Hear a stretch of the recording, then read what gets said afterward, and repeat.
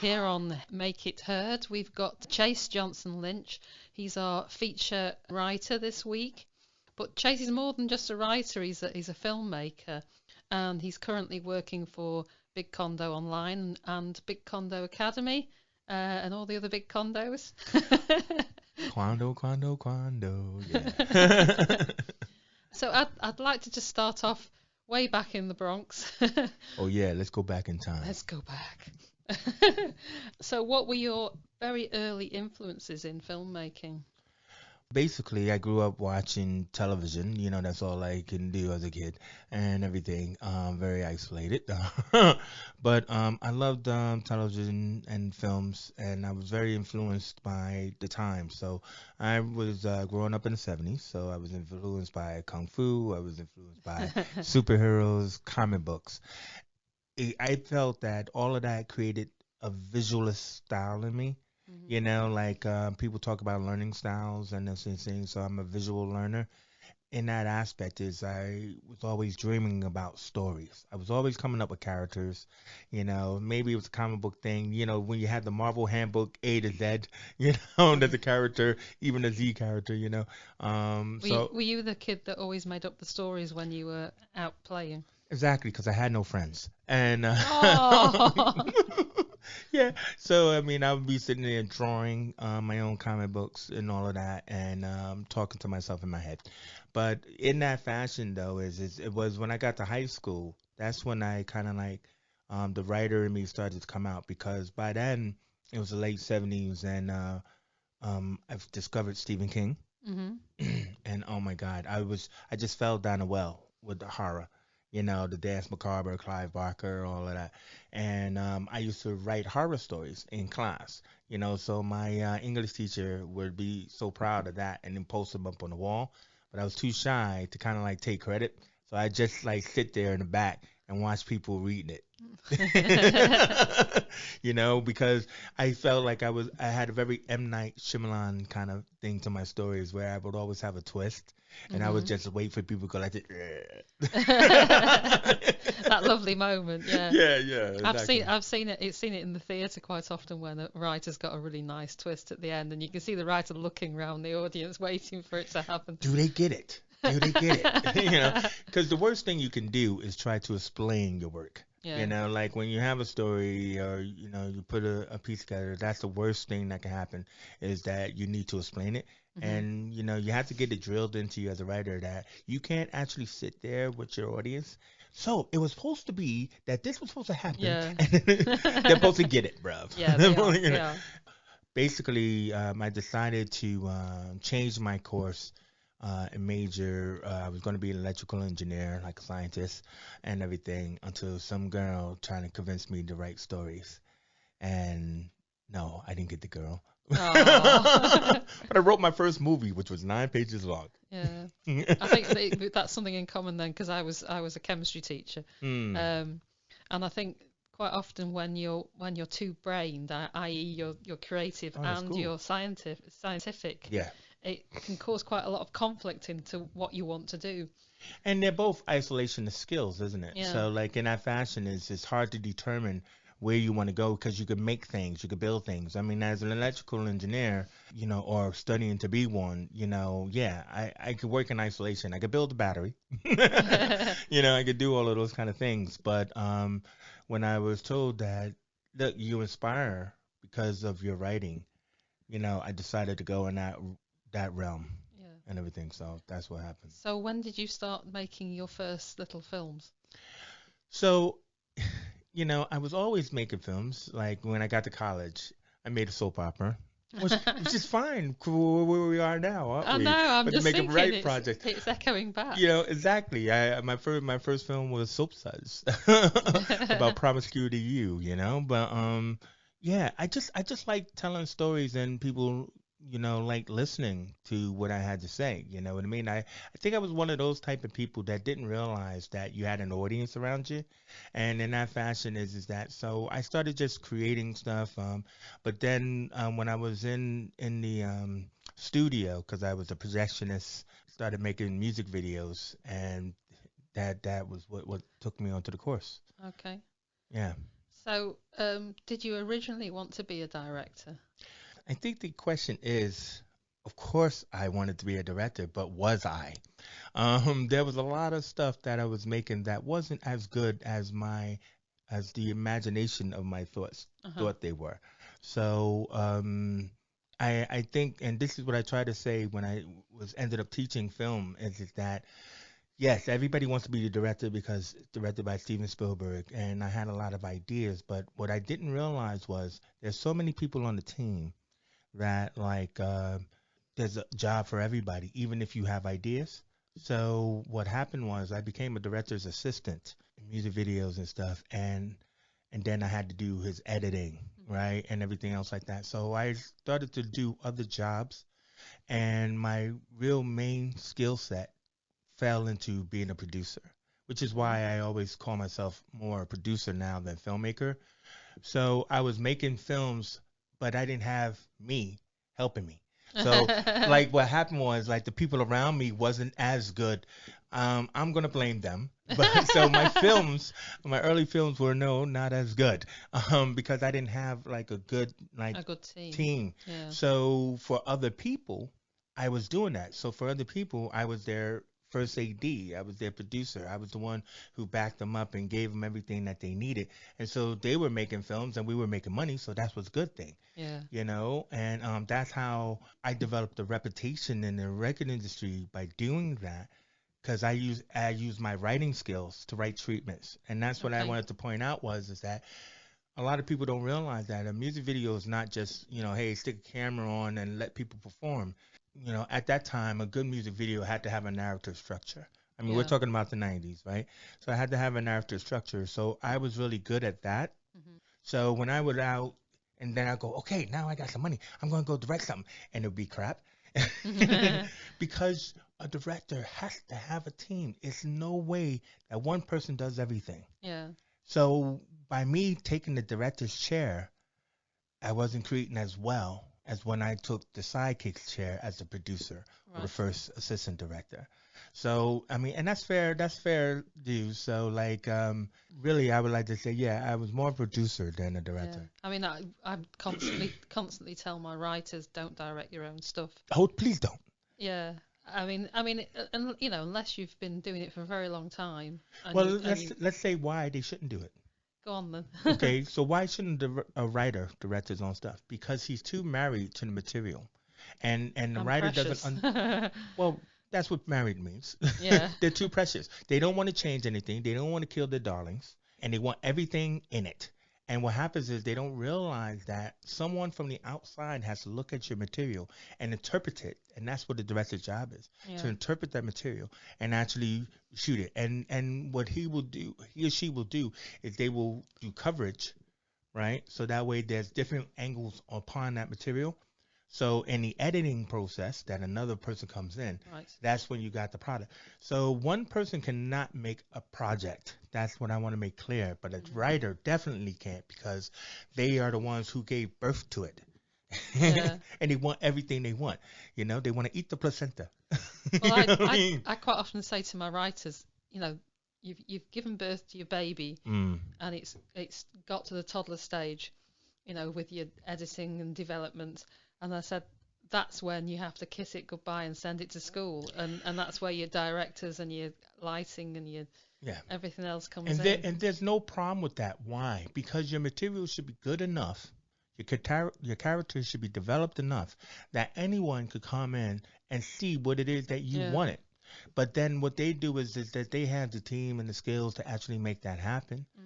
I actually worked with one of your writers. Let me just jump into the future just for a quick second. Go on then. Like we're involved with the jukebox challenges right now, Hmm. and like a writer came on to a set, right? Now I was a little bit late, but then so the writer was talking to the actors and everything like that because the jukebox challenge, the writers had a little bit more power, didn't they? Yeah, yeah, definitely. But then he thought that he was here to actually direct, right? But it's like, no. All right. So then when I walked in, right, and everything and stuff, and he had to kind of like stand back a little bit. But then when I started to direct, he appreciated it because he saw that I saw something completely different than he did, Yeah. yet the same.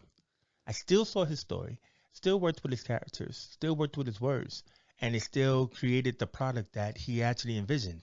So it's kind of like when he's seeing the scenes and seeing the direction and the note taking, and like we're looking at each other like, yeah, yeah, you know Yeah. what I Yeah. mean? When we're taking the pictures and stuff. So that you wrote the script, you've already did your job there because that's Yeah. what you are. You are the writer. Now, if you're a writer director, that's different. If you want to be Kevin Costner, that's cool. But But he's been in the industry for so long, so okay, down the line maybe yeah, think about doing that. But when yeah, you first start out, you've really got to learn to hand it over, haven't you? that's the thing. Handing it over is hard. Yeah, yeah. Yeah. And it is hard. It is hard, and sometimes you're not happy with the results. Well, see, and then I'm hoping that he will be happy because I mean, like, basically to come in and just to interpret stories. Yeah, I've been doing it for ages, and like I can see things like 2 or 3 times ahead sometimes. yeah, It's like I'm on plan D while you're still trying to figure out plan B. You know what I mean? yeah, Because yeah, you recognize from that experience that something's going to go wrong, this is not going to work, or there might be another avenue to take and everything. And you can't do that if it's your story. If it's uh-huh, your story, then you only have one direction for that story. yeah, It has to be as written.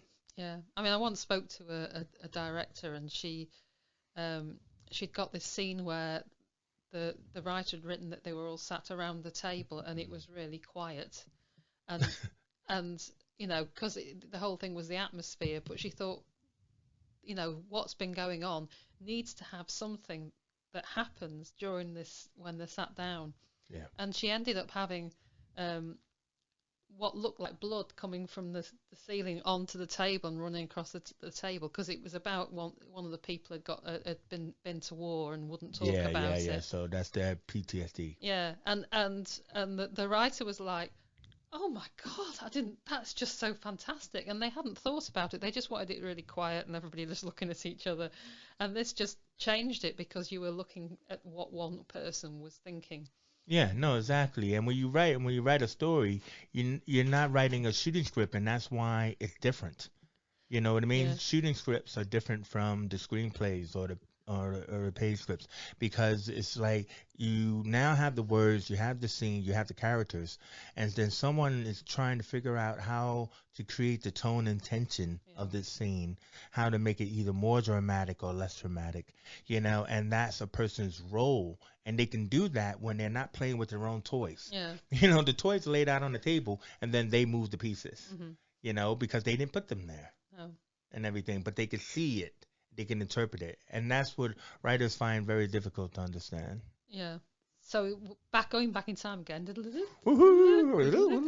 Yeah, Okay. Scooby-Doo. Um, so you'd started in the music video industry. Yeah. So how were you contacted by the Wu-Tang Clan? Well, it's very interesting because it's kind of like the thing about it is I didn't even know who the Wu-Tang Clan was at the time. No, I like I said, my job was really just to make sure that every shoot that we were doing, we worked. Me and my partner, who was the director, had worked for a music video company, and because the treatments were getting around all of everybody. You could go and walk into a building and go up and see someone. You could get a phone call from Jay-Z at 2 in the morning, and that was kind of like what my life was like. But when we came back from a shoot that didn't go so well,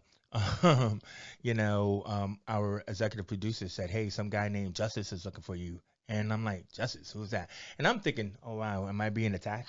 Because that happens. Is it the Yeah, police? yeah, exactly, The exactly. justice of the police? Yeah, I don't know. Those jokes. Anyway, but my other producing partner knew who he was, and so he got the number. We went downstairs at the time when you had to dial up on a phone, payphone, and he called, and it turned out to be Genius from the Wu-Tang Clan.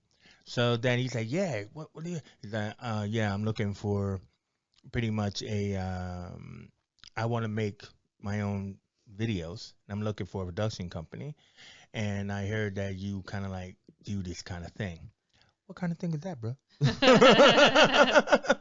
Yeah, well, you write treatments, yeah. You produce videos, yeah. you kind of like direct them too. Yeah.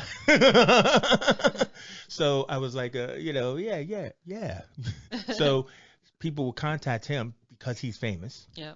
and and then he needed a buffer, needed somebody Yeah. to be the shield, and that just happened to be me at the time of Captain America. I was just Captain America Oh, and how everything. lovely. No, it was lovely because at that time we were already making money doing our videos, but when you had a famous person, that you had to It's a lead, whole new level, yeah. whole new money level, girl. Yeah, that was nice. So let's go back in time and have a look at Chase in action directing on the Wu-Tang Syndicate's Weary Eyes. This is like a behind the scenes video. Let's do a run through. Let's see what happens. All right, let's do a run through with the smoke, huh? Can I leave out before you start? Yes, please. Hey, Keaton, can you just dress that cable down the end of the hall? What are you afraid of? What are you afraid of? Shut off this light. Let's shut off the light in this room over here. Shut off the light in this room. Right there. Let's just rehearse. Keaton. Once Andre turns the corner, gust the smoke. Okay. In a big blast. Okay. Wait a second, I gotta get some focuses. One focus. Got him there? You got him back there?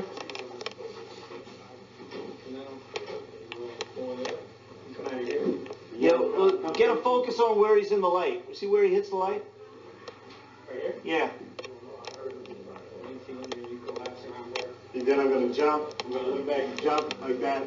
Right. So once you turn the corner, that's when they're going to burst the smoke. So when you turn, look back. Jump. Yeah. All right, ready. So when you turn, you're going to see the smoke coming. Then you're going down. Yeah. I'd like if you came. Richie. Yeah. Roll camera. Can you roll it? Roll it.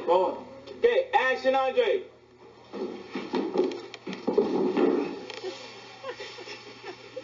See, that's all right, cut.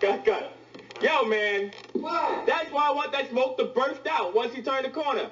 It's a little late on the smoke. Yeah, a little late on that bomb. On the smoke? I'm sorry. Once he's blasting the smoke, man, that's the light. Okay. Yeah. You understand what I'm saying? Yep. Smoke and light got to go at the same time. All right, go back.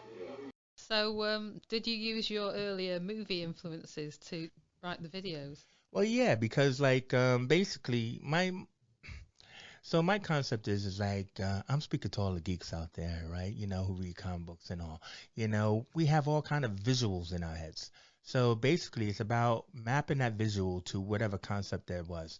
So when working for this guy, I would be able to listen to a song, and then there had to be some kind of hook in the song that I could hook onto a whole storyline on.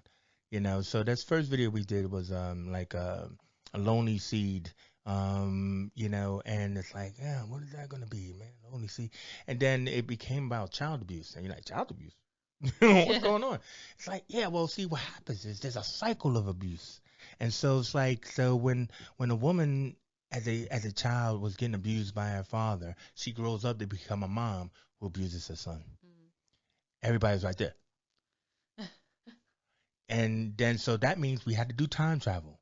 So we're in Harlem, right? Harlem, where you got them Strivers Road, them stoops and everything. Yeah. So this band that came up from Florida, we're setting them into Apple Jacks because we're setting it in the 70s. So the dad got a big afro, girl got some afro puffs and everything. And we shot it in the day, right? But it was just kind of like, that was when I realized this is going to work. Yeah.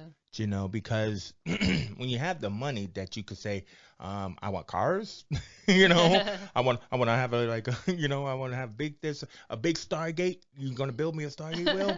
Which we did, or as I showed you in that war video where it's like we got tanks and iron flags. I'm like, whoa, it was crazy. And an exploding building, which must have been quite. Oh, we blew up the Empire State Building. Yes, that's right.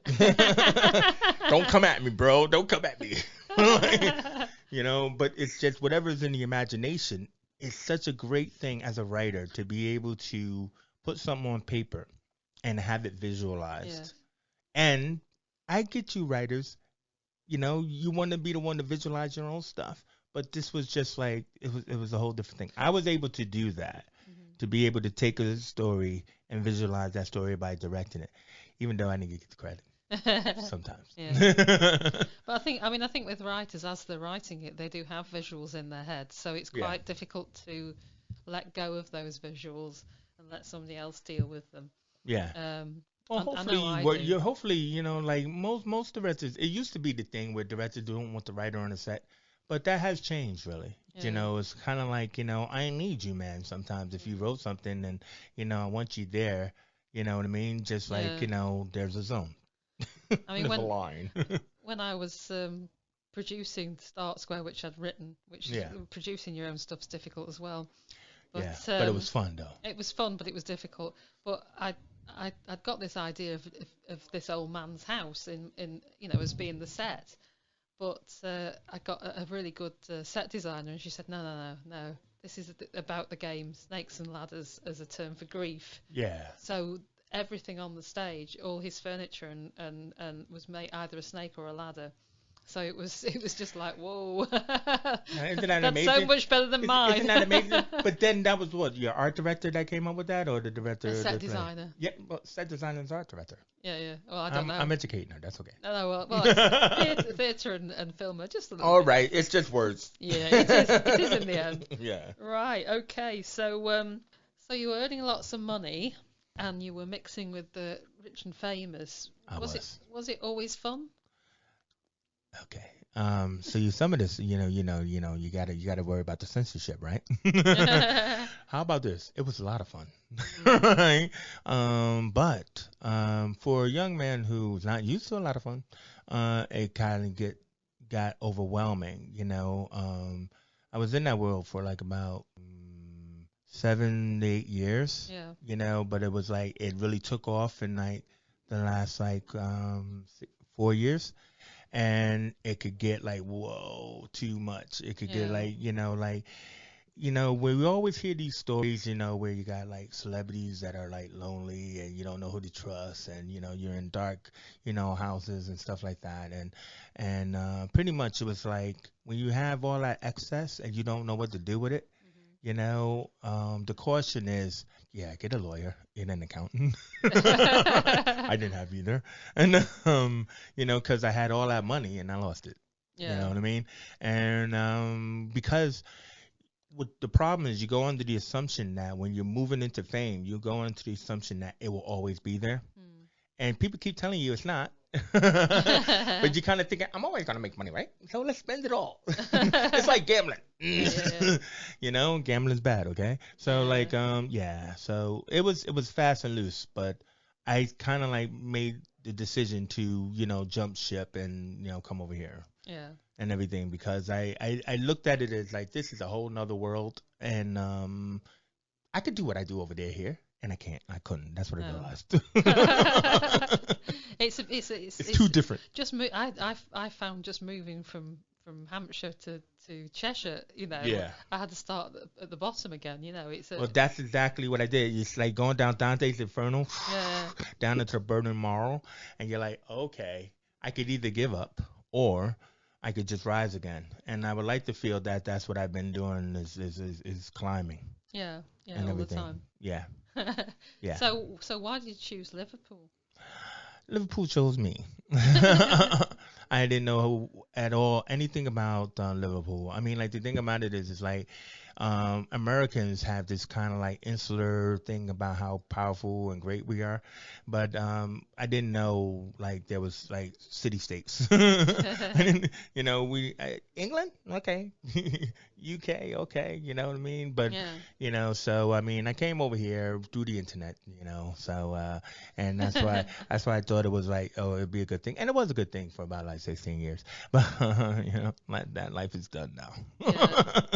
Yeah. I mean, we all go through phases in our life, so it's one of those things where you think, oh, I've got to do this now. Yeah. But down the line, you're like, oh right, okay, now what do I do next? So how did Big Condo come into being? So I mean that's really interesting because Liverpool or England is about funding. It's about you get funding for the next project, and after being here for 15 or some years at that point in time, you're always applying for a fund to do whether it's a documentary or working in the community, that kind of project. And they can always use like a creative person to spearhead that kind of thing. And what happened was is just that I was always watching like YouTube and stuff, and I started to see this trend in podcasting that was out in America and everything like that. Kevin Smith and all these people. I was like, maybe there's something here. Instead of applying for another video to make, why not, see if somebody's interested in a podcast or social media. Yeah. And social media was always it was this new trend a couple of years ago where it's kind of like nobody knew much about it Hmm. over here in that aspect. They were having these social media awareness events and everything. And yeah, so I applied to do something, and that's where it started to kind of like build. And I was working with a company called Colors out of the city of Liverpool College, and we had a radio station there.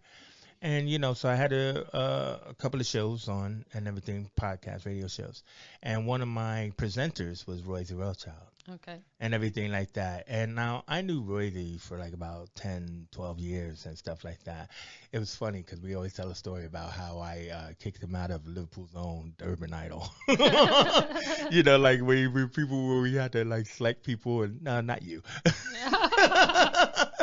but so Love I at first insult. but we kind of like still was aware of each other throughout the years. But then so I thought, well, hey, if I needed somebody to do a music show, I get him. Hmm. And so he was doing a show for me there, and it was really successful, the Shakedown. So then that bid closed, Yeah. right? That lottery bid closed, and so I was just kind of like, I don't know what really to do now and everything. And he just contacted me out of the blue and said, I want to work with you and stuff. And so we got together, created Condo Online, Big Condo, the original name. And we just started doing these podcasts, and this is here now. Big Condo Online here at Vauxhall is like I think it's like our fourth base of Yes. operations. So, but it's been really good. So I think we've been going for 2.5 years and Uh-huh. everything, and it's still rising from strength to strength. We managed to survive the pandemic. I mean, come on. Wow. I Wow. mean, gotta be a survivor. Now that you're actually doing a lot of teaching, Yeah. do you miss your writing? I get, like what's interesting is that I realized that when it came over here, because I made so much money doing like videos and stuff like that, and people were asking me, "Hey, you the Wu Tang man? Do my music video?" And like they would give me like the equivalent of like 5p and want cars, clubs, and girls, and I realized that I can't do this, so I'm like paying them to do their videos, and I realized that what, it's time to hang up the spurs. I Yeah. felt like an old gunslinger. Because I moved into teaching and I was teaching media studies in Yeah. schools all over the Northwest and stuff. And I like that. I like training the next generation. Hmm. And I'm always proud to say that a lot of my students went on to make more money than me. Yeah. Confirm that. Sign in the chat. Yes, I do make more than money than Chase. Thank you. But in that aspect, because I'd rather be a teacher in that and hanging up the spurs or the guns, I put the scripts into the drawer Yeah. and I kind of like put the video making on the back burner. And I'm like, look, man, I am enjoying what I'm doing. I'm enjoying motivating, inspiring, and doing that, and that's fine for me. And I've been doing that for the past couple of years until now. We started to, take those gun belts down. We started making some music videos here at Big Yes. Condo through Condo Media, and they've been really successful. If you follow us, you'll see our videos out there. And I've been working, but before I say a word about my script in the drawer, I have to just thank Sharon Colpman here because we decided, hey, let's partner up together because of this damn pandemic, and you already were running your Make It Right, courses you're dropping. And like, it was like, let's give out some, challenges for people to do. And so we started working, as of last year, making Zoom videos Yep. and stuff. And that led us to our biggest, craziest project yet, where, we decided to, you could say, we had communities can fund it to make these two supposedly short films. Well, originally they were going to be plays, but of course, because the pandemic didn't, the lockdowns didn't lift, Yeah. we decided we'll just do a couple of short films, but they Sure. turned into massive soap opera type things. They are feature-length films now, and and they are considered to be one mad soap. I wanted Sharon to look at it before she did this interview, but it didn't happen. Yeah, I was too busy preparing for the interview. Yeah, that's right. I'm gonna But have a look afterwards. yeah, but I'm enjoying them actually. It's been a huge endeavor that has been going on for what, like about 2 months now. Yeah, I mean, it started out. It started out with me just teaching them how to write monologues and how to do characterization, and then it went on to Stephanie Louise, who did a lot of devising with them and got them thinking about how to make it into a story. And then you took it on and went, Yeah. what now? hmm So And then because we were in the midst of the pandemic, you had the aspect of like I wanted to move away from the Zoom videos that we were doing. yeah, we were bored, weren't we? And like so some people didn't want to come out at first and everything, and then finally they realized, hey, we got a big studio here, Vauxhall Road, and everything, and so people started coming in and everything, and it's been fantastic when they do, because then we were able to actually really make stuff that felt filmic. Yes. So this goes to your question now: is it that has what inspired my writing is like it made me go into my drawer and pull out a script. Because we are already in the middle of Big Condo Academy. We were already in the middle of a horror film, Yeah. Unit 1, which we will be getting back to, at the end of spring and everything. But I decided to pull the script out, and I forgot why. I think somebody said something to me, and it's called Proud Daddy, and it's about black fatherhood. Mhm. And I was kind of like, well, wait a minute, it was about, it really, the joke was, it's kind of like black men don't go camping. Right? I think I only went camping once, and I hated it. But Yeah, the me thing too. but the thing about it is that the idea of a campfire, and some brothers who know each other from the past, and they're sitting around telling stories about being a father or not being a father, having problems, and Yeah. then and they're trying to support one of their friends that is going through IVF, and I was like, this is really some real talk, Yeah. and we don't see real talk. And I mean, and I came up with this like about maybe like 10 years ago, and it was kind of like the centerpiece was the Obama inauguration, which now we've just ended our hell through Trump. But it was like maybe the story Yeah. is still relevant today with Black Lives Matter and with everything going on.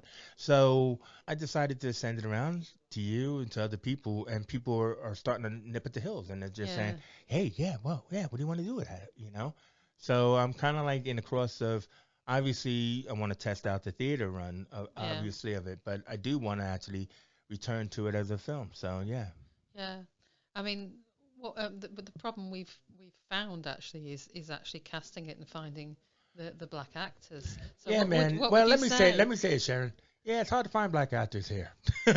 And now they're all going to hate me. Listen, man, I know you're an actor. I'm talking about black males and like that, 30 to 50 range. Yes. And I'm calling you out, bro. I'm calling you out. But then come at me, bro. Come at me because we're looking for you. Yeah, I mean, the idea of having an all black cast is fantastic, because they've been overlooked for so long. Yeah, I mean, like I think what inspired me, and I don't know why. I think I was trolling through my own hard drives, and I did a scene at Blue Coat Yes. called Dead Swimmers. Yeah. All right, and I couldn't find the actors, so I had to get my friends. So obviously, they're all reading pages on the stage. Yeah. But the audience was just so enamored by seeing like about 5 to 7 black men on the stage and everything. There was a white guy. He did stick out a bit. Yeah. It's just kind of like when you have that black guy in the white guy group, right? Yeah, and thank God, that's everything. But and I mean, it's bad enough, like, because, it wasn't like properly lit or whatever in the sound, but it was just that, that idea that made me think, you know what, this is still relevant today. Yeah. And I think that's what we wanted to make it clear, that for writers out there, a lot of you probably have your drawers, your closets, your basements, your attics full of old scripts. And they are still probably relevant to use today because of the factor that, when you wrote it, there was something that inspired you to write that. And then maybe all you need to do is be willing to update it. So let's hear an excerpt from Dead Swimmers.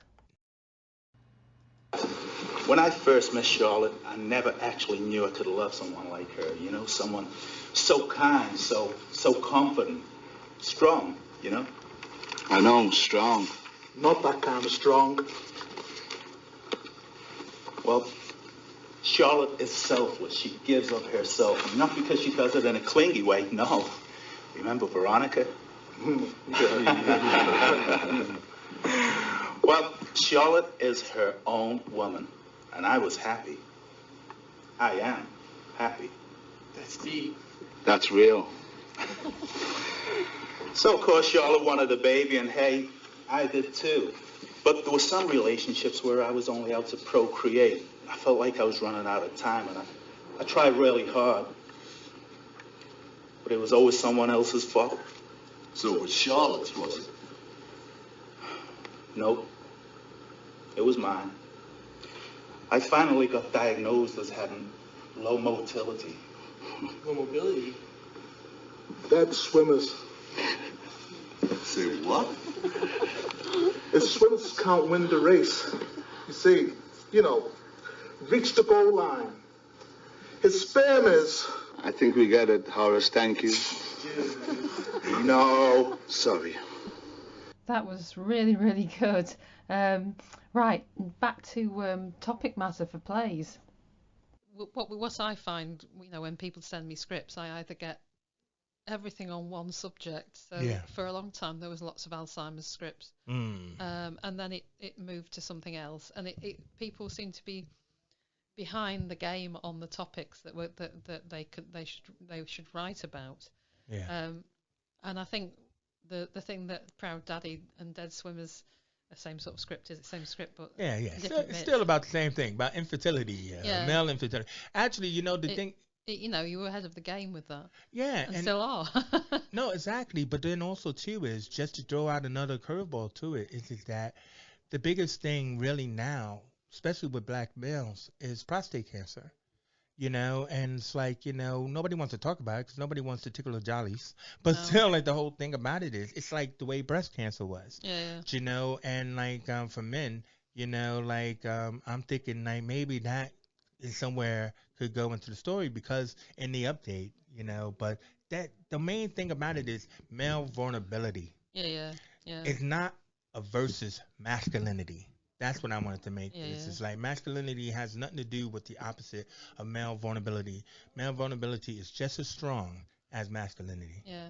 I mean, I think one of the things I've picked out before in some of the things I've written was that men talk when they're working, and they don't talk when they're sat face to face.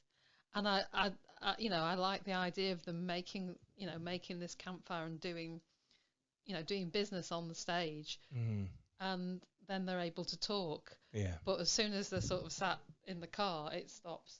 Yeah.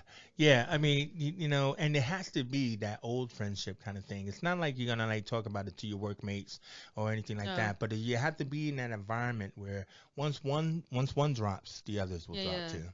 And that's what I liked about this scenario here, was that you had several different people with several different issues that was around this campfire, and you could have this one weekend where the sharing is important, and stuff, and that's what I think the audience wants to see, and everything. But thank you for letting me talk about that, because it's something that I want to get to in the summer and everything, after we get through these things.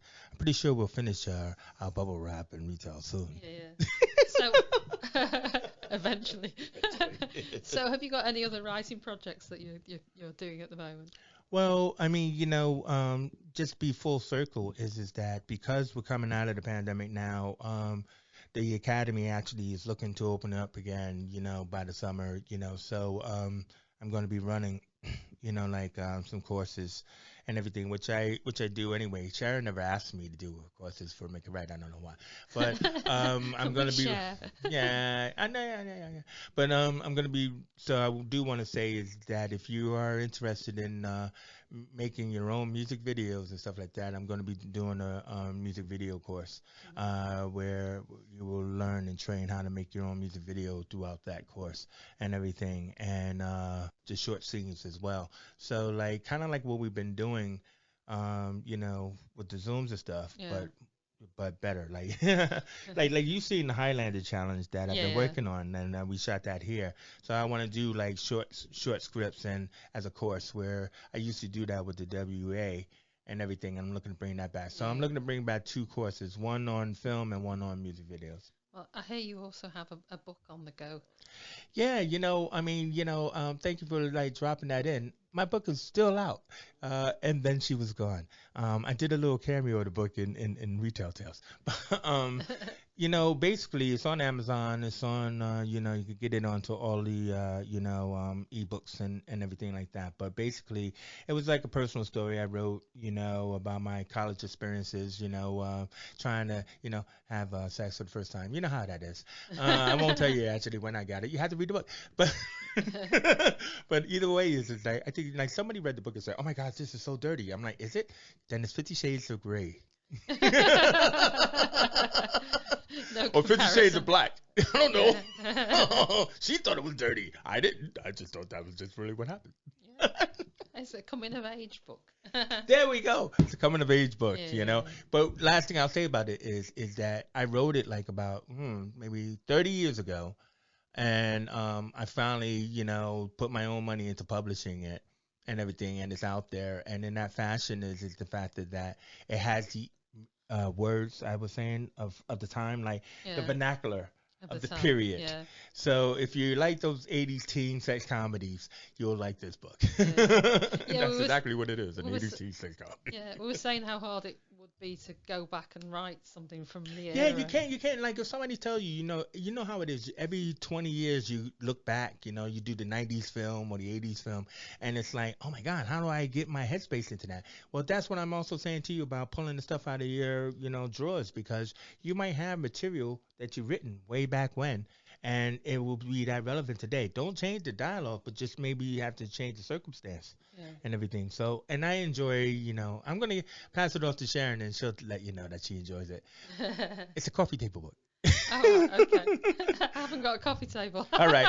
It's a bedside book. Okay, yeah. I have got a very big bedside cabinet full of books. All right now. It's full of books. Yeah. With you, Sharon, nobody knows. Well, Yeah.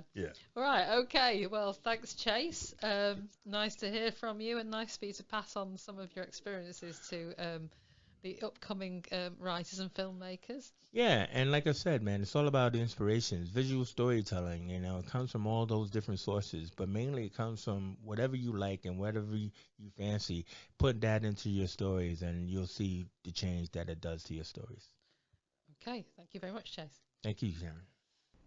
And a big thanks to Royce Rothschild and Lottie for their music House of Cards. When the kids play me, figure stay clean like a Scouse Jay-Z. Love me or hate me, you ain't my mate G, you too flaky, I can't be spacey, nah. Why you tell those lies, nah. Why you bring those guys, nah.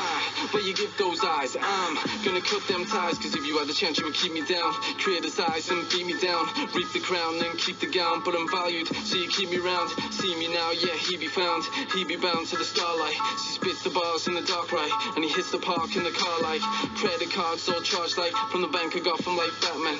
No superpowers, just gadgets. You can try, you can't match it. These bars to break like matchsticks. You got the code, I crack it. AMG up on my jacket, neck hangs on my chain. You mean your chain hangs on your neck? No, 'cause I represent this Liverpool city and I am the medallion. Biggest Rari in the city and I am the stallion. Success can make you lonely. Sitting eating pasta, sipping on Peroni, and that is Italian. Tried so hard, gotta roll your flashlight, one of them focus stars. Tried so hard, but it all came down like a house of falling cards. Drive some cars, getting wavy in Mercedes, sipping JD. I've got scars, but we built this from the ground up, full of heart. But we built this from the ground up, full of heart. But we built this from the ground up, full of heart.